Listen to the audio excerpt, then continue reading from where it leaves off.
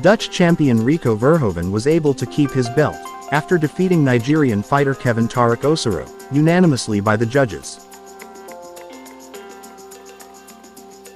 In a fight that was held at Johan Cruyff Stadium, the famous, on an unforgettable night for kickboxing fans, as this fight was the main event of Glory Collision 6.